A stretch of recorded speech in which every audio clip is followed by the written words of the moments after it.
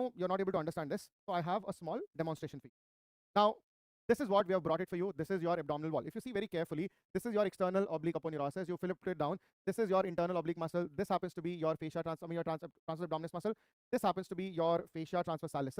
And behind the fascia transversalis, this happens to be your peritoneum, right? So peritoneum is the innermost layer, and then you have the fascia transversalis. I'll repeat again.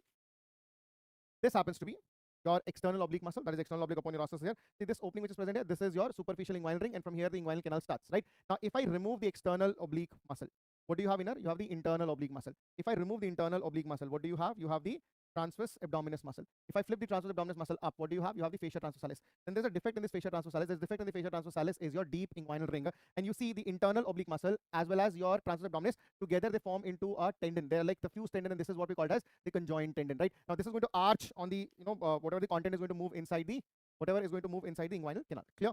So this is the basic objective that you have for the inguinal canal's anatomy. So this is your superficial inguinal ring. This is the peritoneum. You flip the peritoneum, you have the deep inguinal ring from where the vas deferens is going to enter inside. So one doubt